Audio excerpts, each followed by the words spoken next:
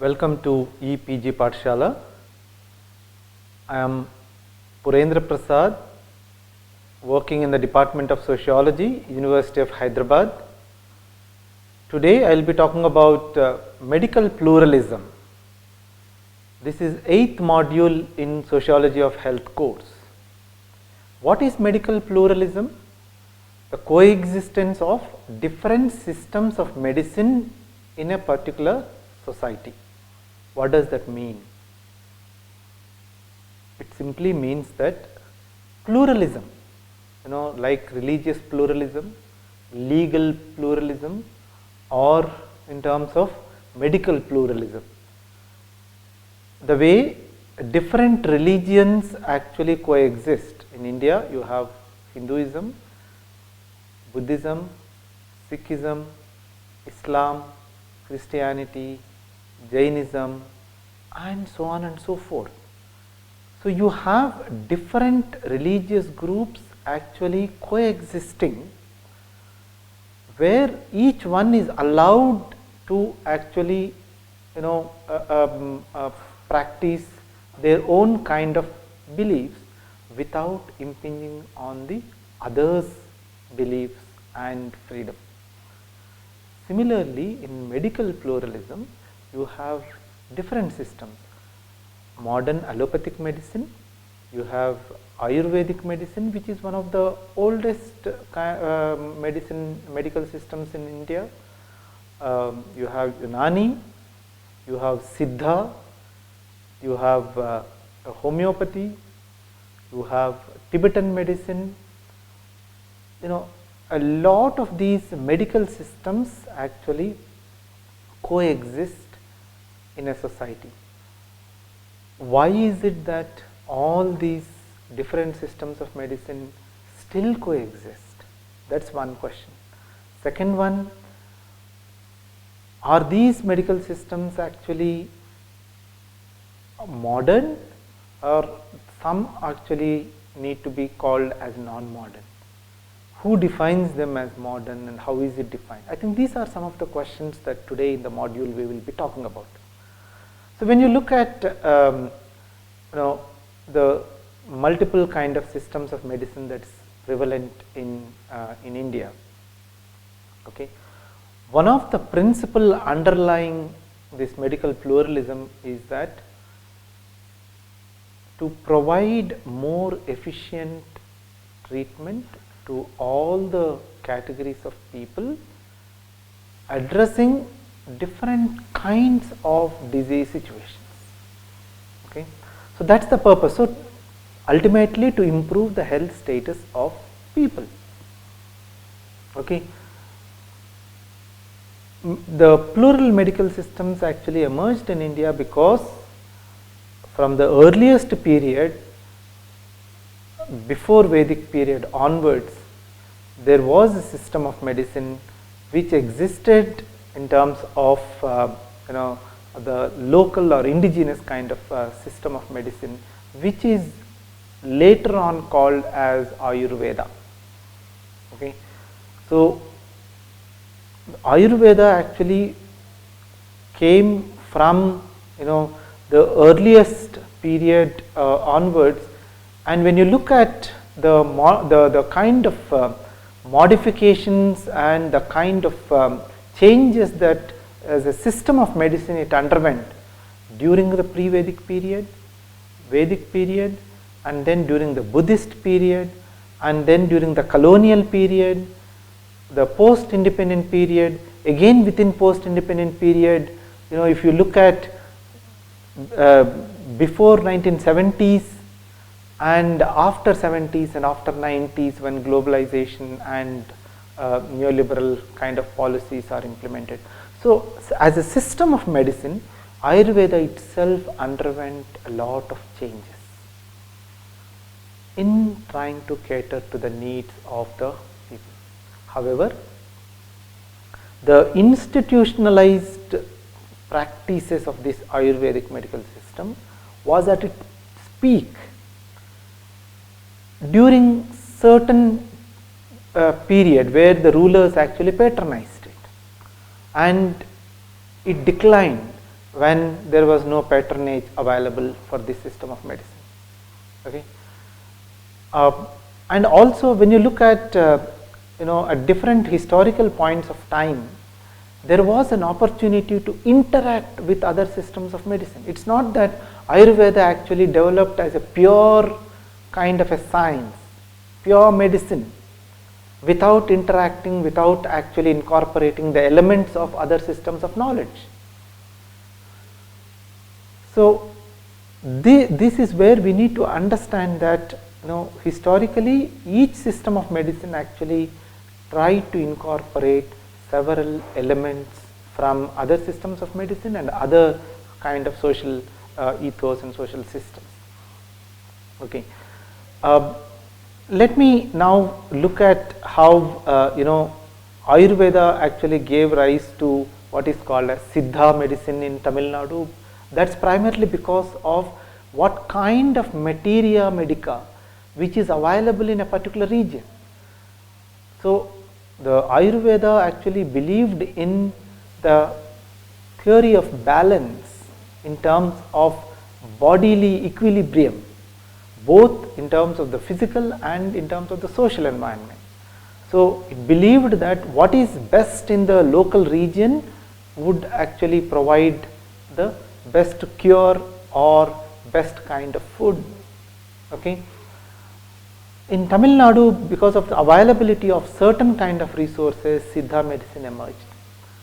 And during the colonial period, the Mughals and other rulers actually brought Unani system of medicine from Persia and from Arabic countries, and because Unani was patronized by the Nizams and it grew, but the Nizam rulers actually also patronized Ayurveda, Unani at the same time.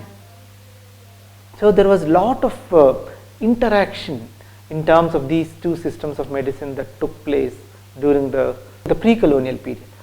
During the colonial period, the British actually brought the English medicine, or what we call in terms of allopathic medicine, into India. Allopathic medicine actually gained its dominance and supremacy because of, again, the patronage by the colonial rulers. When you look at the way allopathic medicine initially was trying to find its roots in India, it did not get acceptability from the people. The local kind of materia medica was very effective, and in fact the medical professionals of the allopathy also found that English medicine is not actually suitable in tropical conditions. So there was a lot of interaction between the local systems of medicine and that of English medicine as well during the colonial period. It's a different matter that David Arnold in his book Colonizing the Body talks about how this allopathic medicine actually gained its supremacy by subordinating and subjugating other systems of medicine and knowledge systems during that period. So it's a political factors that again reshaped the allopathic medicine and that of the Ayurvedic and other medicine. In the post-independent period, if we find without much discussion and debate, Nehru, the then Prime Minister of India, believed that modernity and development can be achieved by actually adapting the modern medicine, and therefore there was absolute patronage of the government to the allopathic medicine by undermining the other systems of knowledge. So there was less patronage. The institutionalized practices actually were very, very weak. However, all the systems of medicine survived, existed in post-independent India. This is where Charles Leslie in his book Asian Medical Systems actually describes in detail how medical pluralism actually coexisted, and he also says that Asian systems of medicine, what he means is all these systems of medicine actually have their own epistemologies, there is consistency, there is logic, there is scientific reasoning. So each of these systems have its own epistemology, which is good enough to actually withstand on its kind of feet.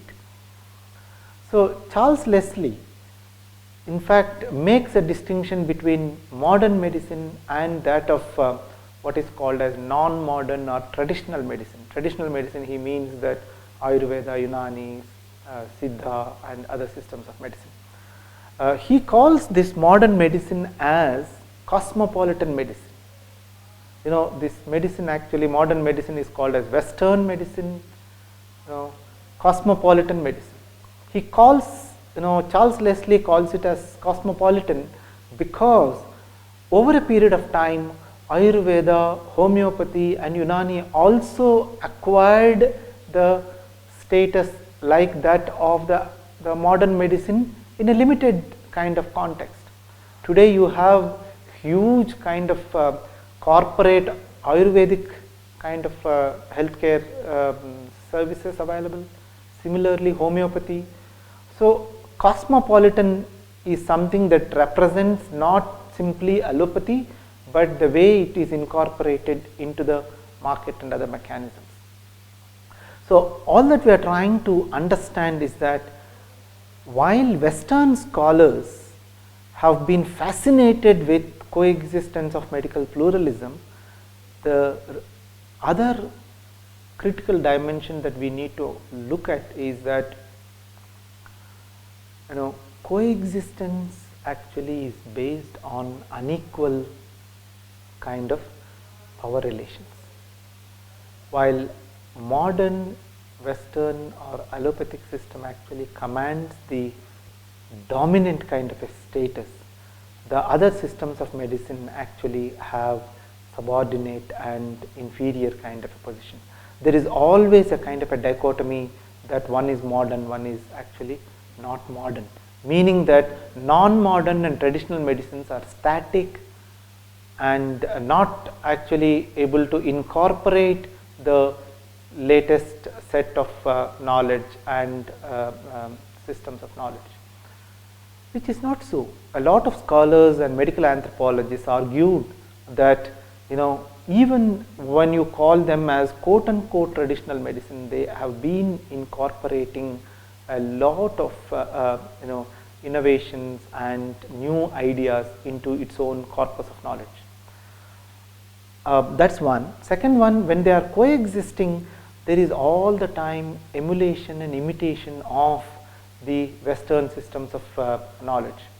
Madhulika Banerjee, who did her PhD thesis on Ayurveda, says that the standardization, commercialization, pharmaceuticalization, these three processes actually resulted in inducing lot of Ayurvedic medicine to behave exactly like that of allopathic medicine. The demands that are placed on Ayurvedic medicine are that it needs to actually produce medicines which are replicable and can be administered similar to allopathic medicine. She argues that why should Ayurveda actually behave exactly like that of allopathic medicine? It has its own epistemology, it has its own scientific kind of parameters on which it can actually explain its logic rationale. However, the market and the commercial dimensions of medical systems actually have been increasingly demanding that Ayurveda and other systems of medicine actually be mainstreamed, incorporated into the mainstream kind of medical systems. So there is a vested interest or the kind of commercial interest that shapes the systems of knowledge. And the other dimension is that there is even allopathic system of knowledge did not actually develop on its own platform. It actually incorporated a lot of other medical knowledge systems into its corpus of knowledge over a period of time. And this is where one needs to actually look at how within within 200 years one system of knowledge actually gained its supremacy and started actually determining the position of the other systems of knowledge. However, in the Indian context, I think all these systems of knowledge coexist. People have been actually, moving from one system of knowledge to another system of medical knowledge in terms of seeking services, primarily because their confidence in terms of actually getting cured is something that is dependent on which one works better. So people have been very pragmatic in trying to move from one medical system to another medical system and have been operating. But what we are trying to actually discuss from this module is that we need to critically engage with why different systems of knowledge actually exist. Is it actually improving the health status of people, and why is it that state and market and other actually actors have been influencing different systems of knowledge differently? These are all important factors for us to understand in terms of looking at the way body and health actually has been conceptualized, because bodily kind of a health is conceptualized by each of these systems of knowledge differently, and that is very important for sociologists to understand, and then look at these pluralism, what it means. Would pluralism only mean diversity, or would pluralism mean actually operation of certain power relations over other systems of knowledge? That actually provides us the basis for basis to understand the deeper dimensions of medical pluralism. Let me sum up this module.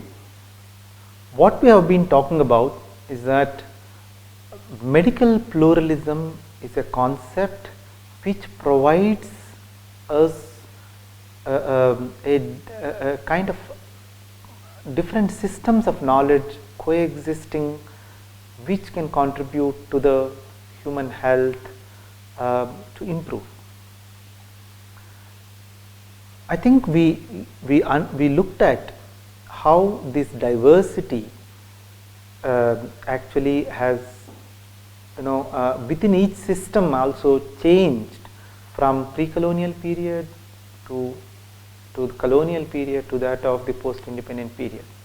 Now, if you look at each of these systems of knowledge, including Ayurveda for instance, which has moved from magico-religious kind of knowledge to that of empirical, rational kind of knowledge system during the Buddhist period.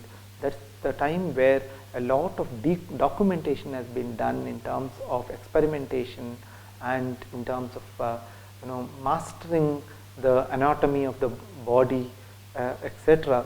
So there was a scientific kind of an approach that was developed during the Buddhist period, and how that again got incorporated into the Hindu or the Sanskritic kind of models of medicine. So when we talk about Ayurveda in post-independent period, we are talking about it as a Ayurveda in today's context, the way it acquired a different form. So there is no homogeneous kind of Ayurvedic system of knowledge from pre-colonial to post-independent period. Similarly, we are talking about allopathic medicine. Okay, it incorporated a lot of elements from other systems of knowledge as well. So what we are talking about is the way allopathic knowledge actually is practiced. So when we talk about pluralism, we are not simply talking about the way system of knowledge actually transformed from different historical points of time. We are also talking about practitioners associated with it. We are talking about social and cultural organization that actually is revolving around these systems of knowledge. The institutionalization of processes are very important. Okay? If you look at Unani medicine, today you have corporate kind of a Unani medical hospital, you have government Unani Medical Hospital, you have small kind of clinics, you also have a lot of Unani medicine which is dispensed in small stores and the food kind of provision stores. So the way practice actually, practice and practitioners actually in each of these systems are very important, because the way each system actually adapted to the current needs of the society.